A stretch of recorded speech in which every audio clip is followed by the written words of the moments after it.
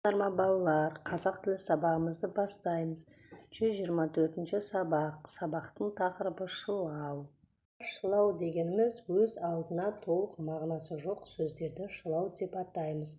Шылаулар мен, бен, пен, және, да, де, та, те, ма, ме, ба, бе, па, пе, дейін, шейін, қана, ғана, қой, ғой, үшін, туралы, ақ деген шылаулар бола алады. Енді 19-ші жаттығуға қараймыз. Мәтінді рөлмен оқы. Қызмет бабымен Нұрсұлтанға барып қайтқан көкесі Шыңғысқа әдемі жейде алып келді. Түсі ақ, шолақ жең жейденің өңіріне әйгілі мультфильмдегі көңілді Карлсонның суреті салынған. Арқасында желдеткіші бар. Карлсонның екі езуі екі құлағында, қолын бұлғап қойып ұшып бара жатыр. Мен де солай ұша алсам ғой деп армандады Шыңғыс. Осы ой маза бермеген, ол ақыры теледидар қарап отырған әкесіне қыңқылдай бастады. Көке деймін, сізге бірдеңе айтайын ба? Ал айта ғой балам. Менің арқама Карлсондікіндей желдеткіш қондырып беріңізші. Оны не қылмақсың балам? Апам дүкенге жұмсағанда ұшып барып келемін. Сонан соң атам мен әжем ауырып қалғанда ұшып барып лезде дәрі алып келемін. Ұлының қиялына сүйсінген әкесі, үлкенді сыйласаң өскенде кем болмайсың. Мұның дұрыс әрекет деп баласының арқасынан қақты. Мәтін кім туралы? Мәтін бала Шыңғыс туралы. Мәтінге қандай ат қоюға болады? Мәтінге баланың қиялы деп ат қоюға болады. 20-ші жаттығуға қараймыз балалар. Сөйлемдерді көшіріп жаз. Мен де осылай ұша алсам ғой. Көке, сізге бірдеңе айтайын ба? Сөйлемдегі қарамамен берілген сөздерге назар аудар. Яғни ғой, де, ба деген бұлар шылау, яғни өз алдына толық мағынасы жоқ сөздер. 21-ші жаттығуға қараймыз. Және де шылаулардың астын сызамыз. Олардың сөйлемде қандай мағына үстеп тұрған айтамыз. Өлеңде да, де жеке тұрғыда қандай мағына білдіре алады.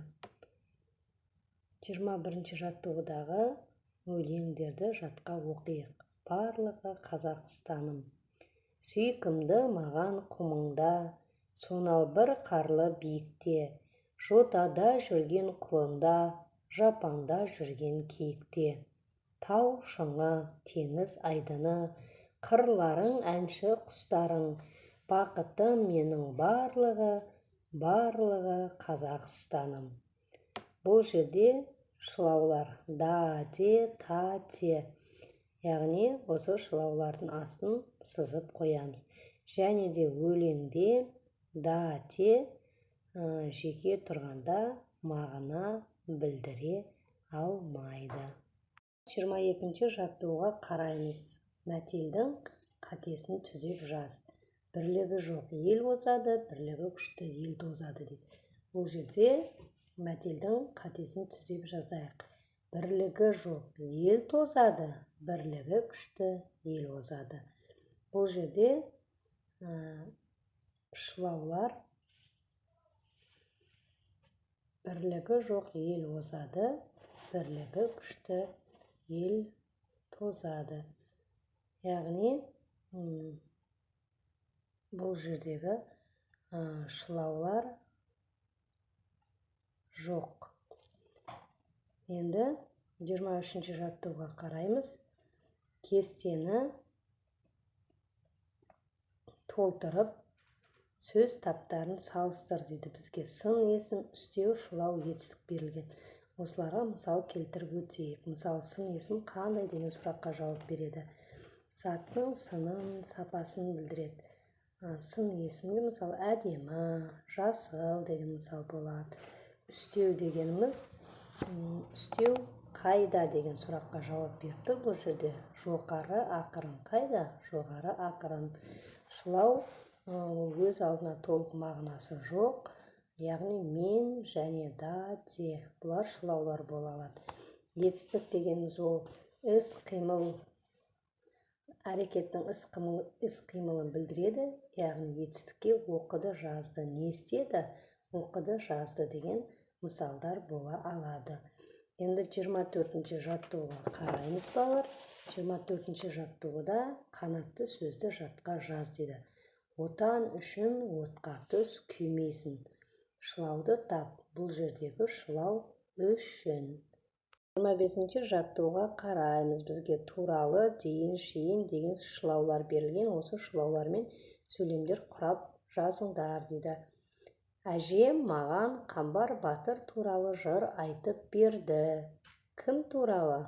Қамбар батыр туралы деген бұл жерде шылау болып тұр.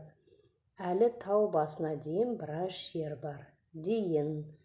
Бұл сөйлемдегі шылау. Айжан түске шейін кітапханада отырды. Бұл жердегі шылау сөз шейін. Балалар, осымен сабағымыз аяқталды. Сау болыңыздар. Назарларыңызға көп рахмет.